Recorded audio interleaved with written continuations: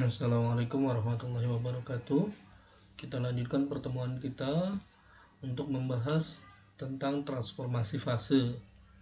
Jadi, ketika kita melihat bahwa banyak intinya adalah ketika kita membuat paduan, maka dia ketika kita panaskan, maka akan menjadi banyak fasenya.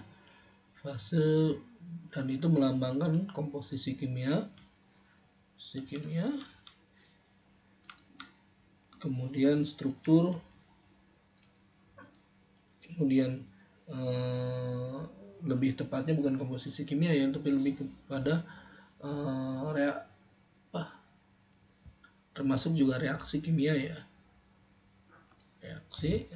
hasil reaksi kimia dan seterusnya.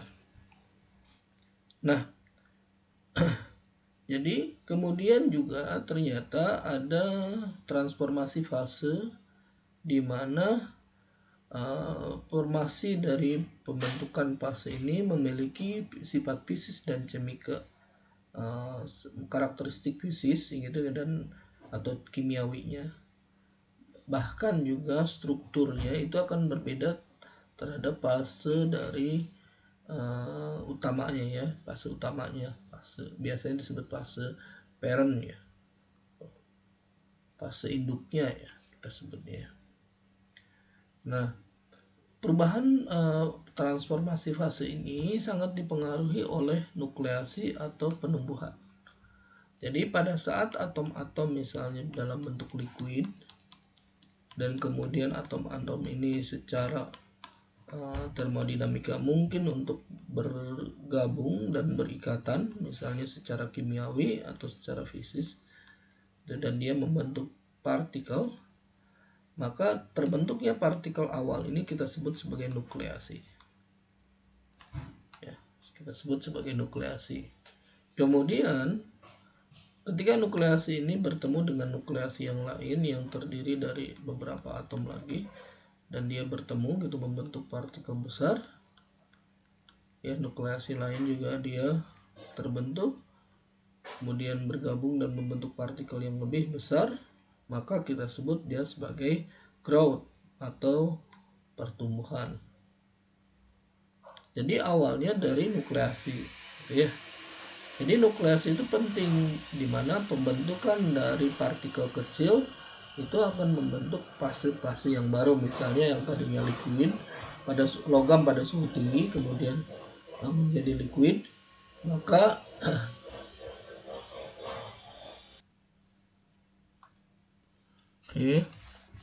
jadi ternyata nukleasi itu dia akan terbentuk ketika energi bebas Gibbs-nya ya atau G-nya itu dia menurun.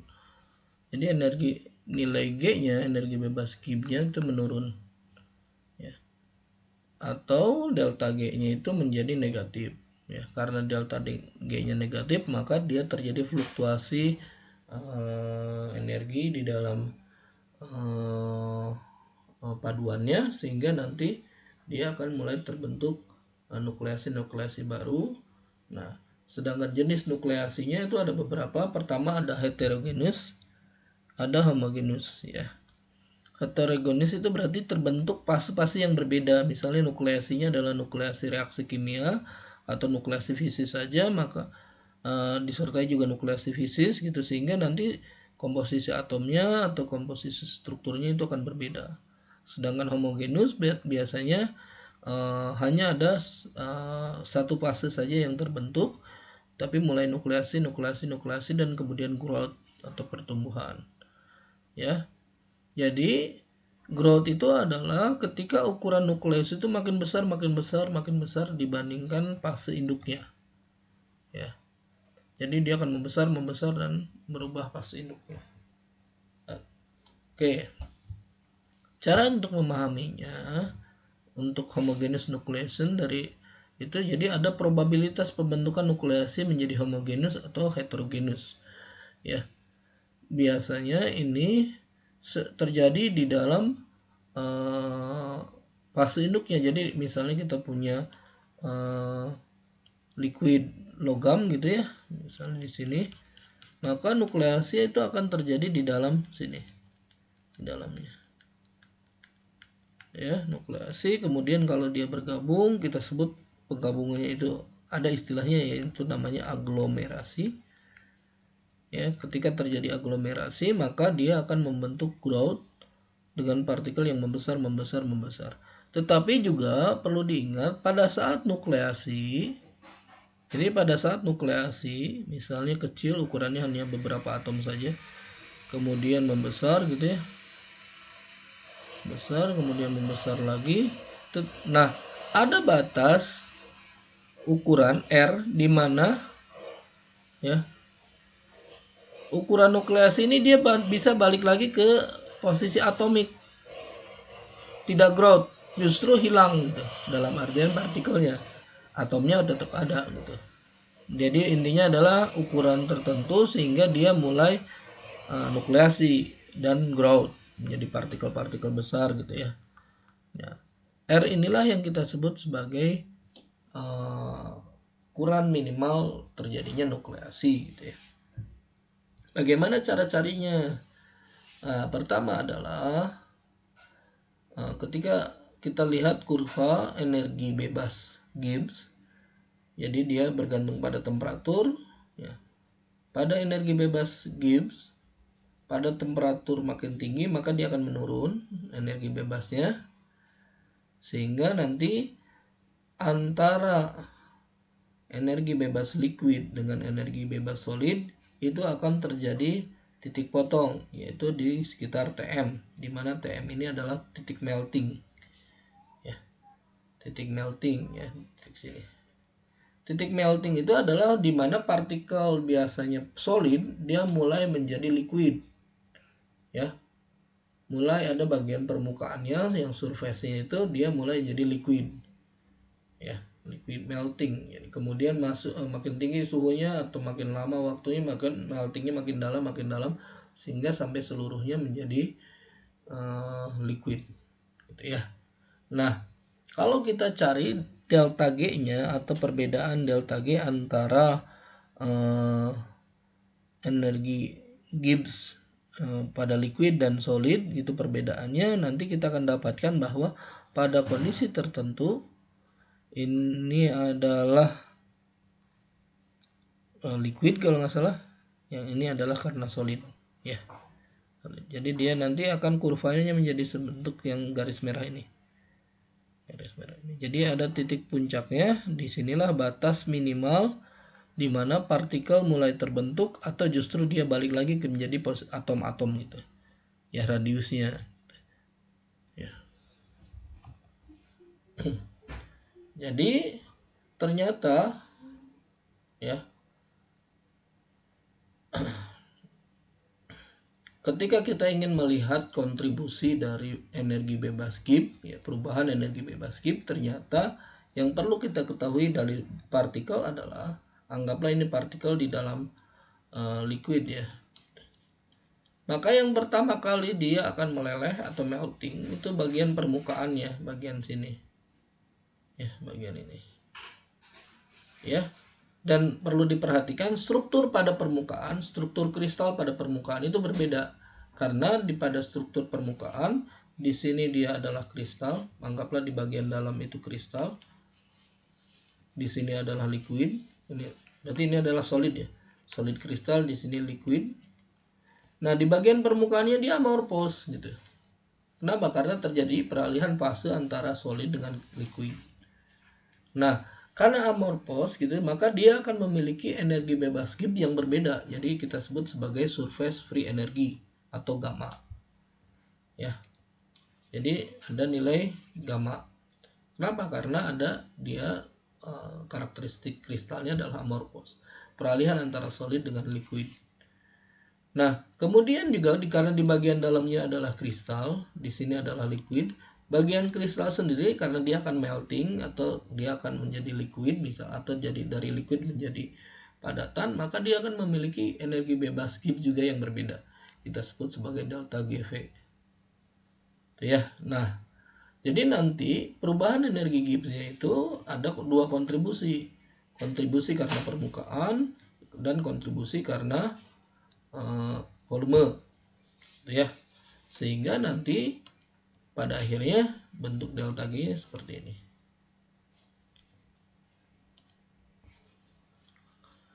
Jadi nanti ketika atom-atom mulai dia membentuk partikel solid, dia akan stabil ketika dia melewati titik radius kritis gitu, yaitu R R bintang ya. Nah, jadi ketika di atas R bintang maka dia stabil. Ya. Tapi kalau di bawahnya dia akan tidak stabil dan kita sebut dia sebagai embrio. Kenapa dia embrio? Karena kita anggap dia hanya beberapa atom saja dan kita sebut dia sebagai embrio, ya, cara mudah. Nah, untuk mendapatkan nilai R yang tepat, R atau R bintang ini, maka kita harus cari kondisi delta G-nya itu adalah kondisi paling minimum atau kondisi paling minimum, peralihan lah antara solid dengan liquid gitu ya. Sehingga kita cari, karena kalau misalnya itu bisa titik maksimumnya, bisa titik minimumnya, tergantung dari persamaannya ya. Tapi intinya adalah kita cari titik kritisnya, delta G pada saat titik kritis, yaitu delta G per delta R atau dG per dr gitu ya. D delta G per delta dari delta G per delta R. Nah, ini menjadi turunan pertama. Berarti kita turunkan turunan pertama ini maka kita dapatkan bahwa R bintang itu sebanding dengan minus 2 gamma per delta GV gitu ya. Dari sini kita lihat bahwa ternyata ukuran paling minimum itu adalah ukuran kritis itu dipengaruhi oleh energi permukaan dan dibagi oleh energi dari volume. Kenapa? Karena nanti ketika misalnya dia tidak stabil, maka permukaannya akan lepas-lepas keluar, akhirnya ya nanti volumenya akan berkurang. Jadi ada titik R bintang kritis. Jadi dipengaruhi oleh energi bebas permukaan dan energi bebas dari volume. Dan ada tanda negatifnya nih. Sebenarnya di sini adalah gamanya sendiri dia negatif. Ya, gamanya sendiri dia negatif ya. Jadi nanti kalau hasil akhirnya dia nilainya positif. Nah, pada saat titik kritis kita masukin nilai R-nya besar minus 2 gamma per delta GV gitu ya. Maka kita dapatkan bahwa perbedaan energi Gibbs gitu ya antara titik stabil dengan titik kritis dengan titik stabilnya, maka kita nilainya adalah 16 pi gamma pangkat 3 per 3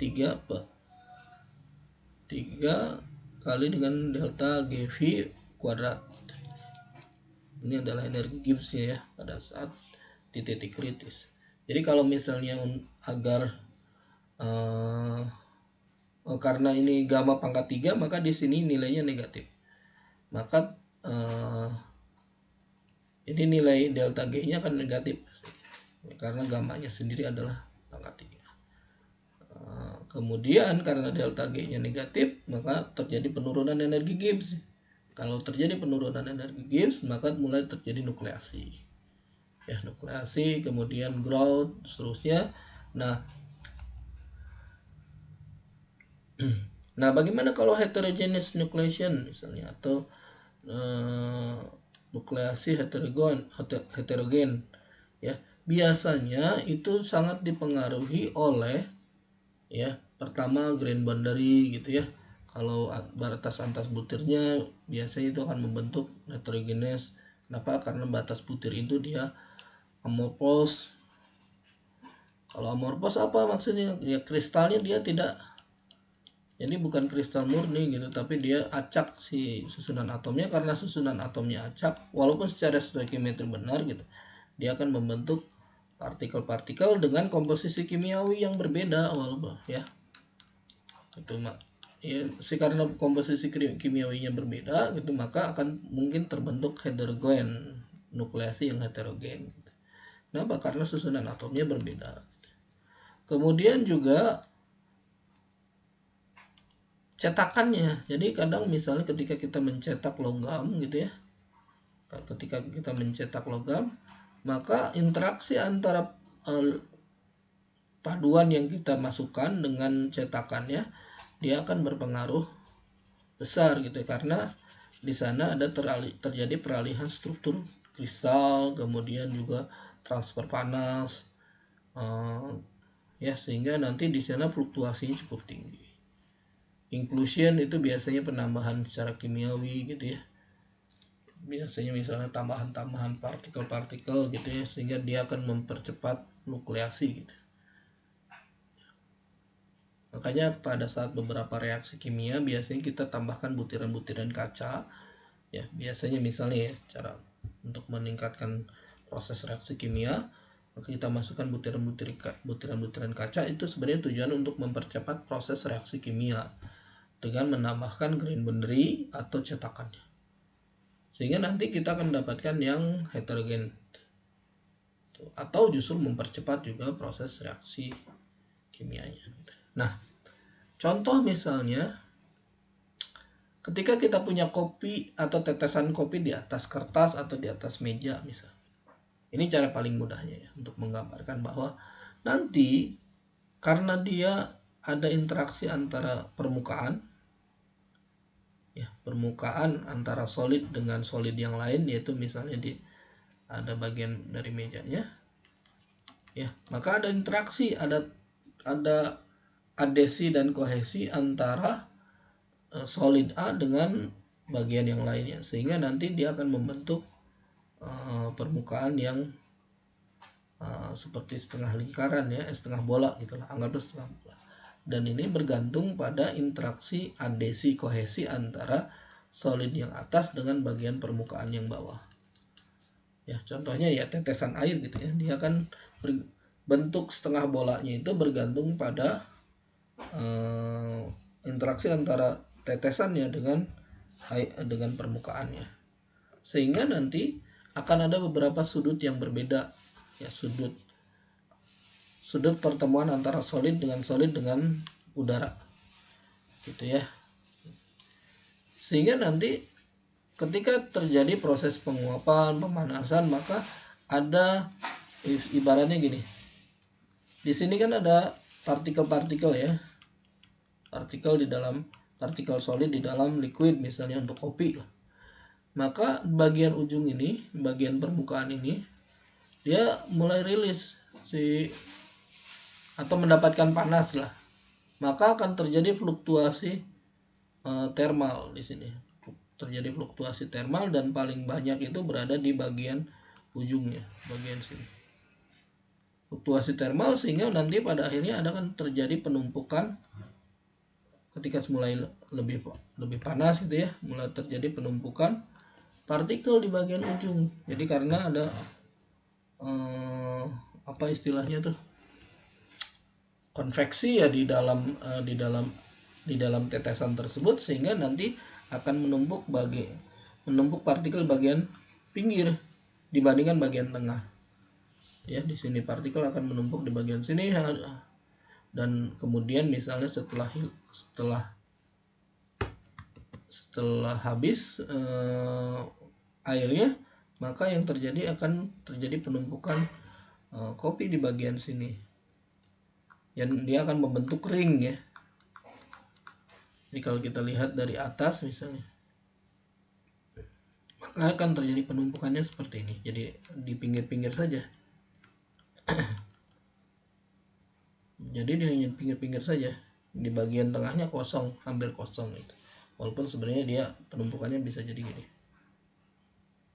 Gitu. Nah, kenapa ini menggambarkan tentang heterogeneous nucleation? Bisa jadi karena fluktuasi yang berbeda, kemudian komposisi kimia yang berbeda, dia akan menghasilkan nukleasi yang secara kimiawi beda, secara fisikal beda. Dan pada contoh yang ini ya. Biasanya ini sangat dipengaruhi oleh sudut dari liquidnya, sudut ini ya, sudut yang dibentuk antara pojok solid dengan solid yang lain gitu.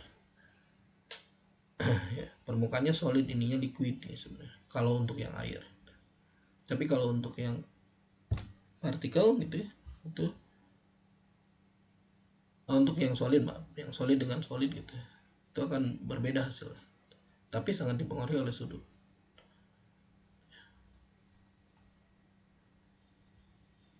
Nah, makin sudutnya makin kecil, ini yang menarik bahwa itu akan menjadi barrier nih. Jadi energi barrier gitu, terjadi perubahan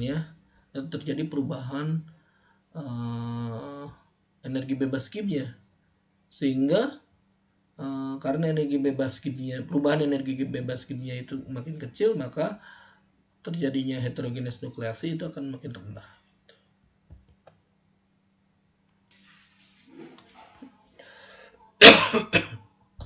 Nah, jadi sekarang kita akan bahas tentang nukleasi dan penumbuhan, laju kinetik, nukleasi dan pertumbuhan dari partikel gitu ya, partikel atau grain gitu. Jadi ketika embrio terbentuk, embrio itu artinya dia hanya terdiri dari beberapa atom saja yang mulai terbentuk menjadi partikel. Kemudian ketika dia mencapai ukuran kritisnya atau R bintang, maka pertumbuhan dia akan terus terjadi. Dan selain itu juga nukleasi ini akan mulai terbentuk pada banyak titik gitu ya, sehingga nanti nukleasi ini dan pertumbuhan dia akan menyebabkan terbentuknya kalau boleh disebut sebagai polikristal lah gitu. Polikristal. Nanti kalau misalnya proses nukleasinya ini sangat bagus, maka dia akan menjadi kristal gitu. Kristal tunggal misalnya. Dan ternyata laju dari nukleasi dan pertumbuhan itu ternyata dia adalah fungsi dari temperatur. Ya. Jadi nanti laju nukleasi itu akan meningkat seiring dengan laju pendinginan, gitu ya. Laju pendinginan. Jadi kemudian juga selain itu juga dipengaruhi oleh perbedaan temperatur pendinginan atau temperatur melting terhadap temperatur dia sendiri. Ya, gitu. Jadi nanti nukleasi rate-nya dia akan naik kemudian turun lagi dan optimalnya di temperatur tertentu. Tetapi juga ini adalah nukleasi, tetapi ketika bertemu dengan growth maka dia akan fase akhirnya atau fase pertumbuhan akhir, yaitu gabungan antara nukleasi dan growth gitu ya. Itu adalah yang kurva yang hijau ini. Jadi lajunya akan meningkat pada suhu optimalnya gitu. Itu makanya dalam proses sintesis kalau misalnya untuk yang sintesis sol gel gitu ya, maka temperatur larutan juga berpengaruh terhadap proses laju reaksi. Ya, laju reaksi misalnya suhunya tinggi, maka dia akan laju reaksinya tinggi. Tapi kalau tinggi sekali, maka laju reaksinya makin akan rendah. Gitu. Tetapi juga kalau suhunya rendah, maka tidak akan growth atau tidak akan tumbuh gitu ya. Makanya beberapa metode misalnya untuk membuat nanopartikel itu adalah proses laju reaksinya dihentikan dengan cara memasukkan larutan pada suhu rendah misalnya gitu. Jadi nanti kita akan dapatkan partikel dengan ukuran kecil karena setelah terjadinya nukleasi growth-nya sebentar gitu. Kalau misalnya ingin partikelnya lebih besar, maka waktu nukleasinya lebih panjang gitu. Tetapi kalau misalnya mau lebih kecil ukurannya, maka laju growth-nya kita percepat gitu. Bukan percepat, maksudnya waktunya lebih sedikit gitu ya. Kemudian langsung diubah, misalnya ubah konsentrasi, ubah suhu dan seterusnya. Contoh misalnya kalau nukleasinya merata di seluruh bagian dari liquidnya gitu ya, maka dia akan banyak partikelnya. Tapi kalau misalnya laju pertumbuhannya lambat, maka nanti partikel yang terbentuk banyak tetapi lajunya lambat, sehingga nanti kita akan dapatkan partikel-partikel yang tingkat keseragamannya tinggi ya. Tapi kalau misalnya high nucleation tapi high growth juga, nanti ya dia akan terlihat seperti reaksi spontan gitu ya. Mana yang terbaik biasanya ya sesuai kebutuhan untuk melihat grain size-nya, jadi ukuran-ukuran partikelnya. Kalau low nucleation tapi low growth-nya, nanti partikelnya ya dia akan kecil ya, sedikit gitu ya yang terbentuknya. Jadi kita harus mengatur proses nukleasi dan growth ini untuk mendapatkan ukuran partikel yang kita inginkan gitu. Terutama ketika bicara tentang partikel-partikel submikron gitu ya, bahkan nanometer gitu ya, nanopartikel. Nah, ini contoh misalnya adalah diagram fase untuk besi ditambah karbon.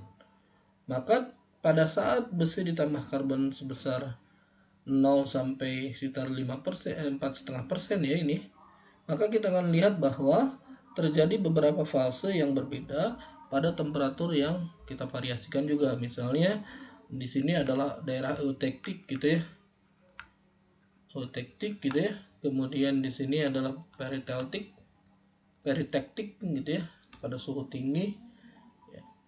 Kemudian juga di daerah sini misalnya akan terbentuk partikel konsentrasi karbon rendah tapi suhu misalnya di antara 900, mulai dari suhu rendah sampai 910, ternyata ininya partikel yang material yang terbentuk adalah alpha ferrit ya, alpha ferrit.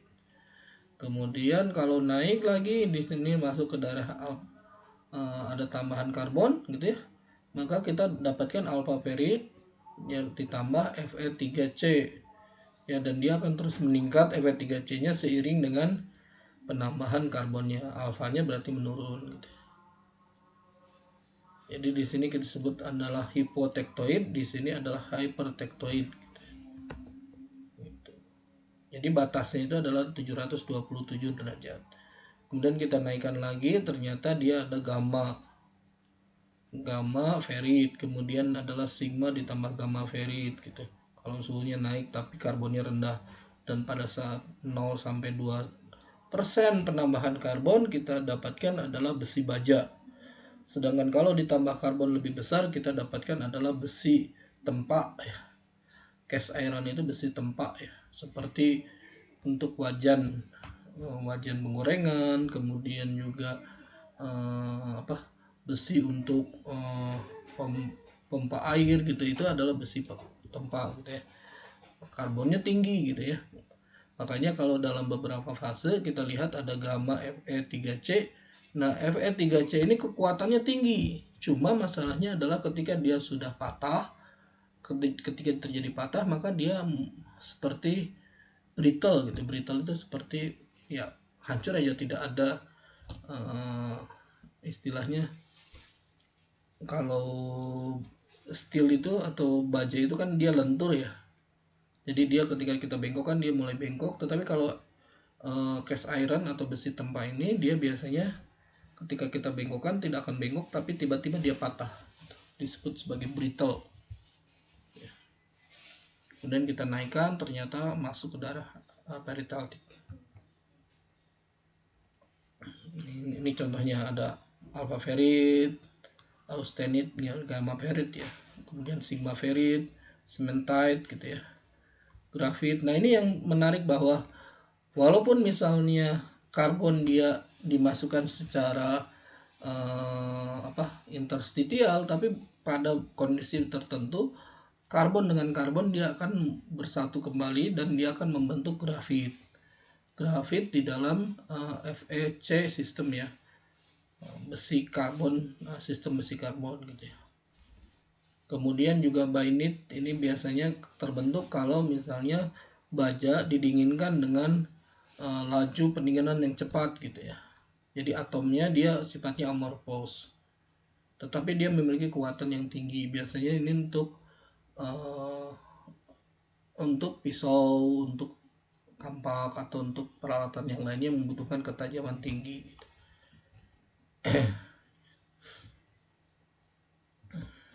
Nah, jadi ternyata perubahan fase dari campuran paduan ini atau larutan, bisa juga larutan, bisa ini, dia akan menghasilkan, kalau larutan biasanya fasenya itu ada liquid, ada solid gitu. Kalau ini adalah semuanya adalah logam, cuma ada fase solid dan ada fase liquid yang hampir sama dengan kalau dalam bentuk larutan biasa ya gitu. Tetapi ketika dia di kondisi eutektik misalnya, kemudian diturunkan, maka dia akan jadi perlite gitu ya, di mana ada daerah Fe3C dan ada alpha ferrit gitu. Yang putihnya dia adalah alpha ferrit, sedangkan yang hitam, garis-garis ini hitam ini adalah Fe3C ya. Jadi dia akan meningkatkan kekuatan dari logamnya sendiri gitu, ya. Nah, ini adalah fase 3T ya. Biasanya menggambarkan tentang proses pendinginan. Jadi ketika temperatur misalnya diturunkan, maka dia membutuhkan waktu yang jadi waktu bertambah terus tapi temperatur tetap, artinya dia sebenarnya terjadi pembentukan perubahan dari liquid terus ke liquid, masih tetap liquid tapi pada saat waktu tertentu dia mulai berubah menjadi material lain gitu ya, yang tadinya dari gamma misalnya kemudian ke P gitu ya, dari sini temperaturnya tetap kecil gitu, kemudian dari gamma menjadi bianit ya, tadi teh bianit, dari bianit kemudian ke M50 dan seterusnya, dan dia akan stabil di suhu ruang misalnya gitu ya. Makanya ketika beberapa kondisi, ketika kita membuat besi misalnya atau pisau, ketika kita panaskan, kita langsung suhu rendah, nah kemudian kita panaskan lagi tapi suhunya di suhu 300 sampai 400 derajat gitu ya, untuk mengubah yang tadinya strukturnya amorphous gitu ya, jadi lebih kuat lagi gitu. Jadi disebutnya sebagai sintering ya. Jadi sintering itu kristalnya sudah tetap, tapi kita panaskan tambahan di bawah suhu leleh, sehingga yang terjadi adalah strukturnya menguat kembali, tetapi tidak mengubah bentuknya gitu. Ya. Kenapa? Karena tidak di bawah suhu leleh gitu. Ya, ini adalah CT diagram. Ya. Oke, silakan, ini adalah referensi tambahan untuk membaca bahan bacaan gitu ya. Sekian kuliah kita hari ini. Kemudian silakan dibaca kuisnya dan dikerjakan sebagai bahan tambahan untuk pembelajaran. Ya, sekian, terima kasih. Assalamualaikum warahmatullahi wabarakatuh.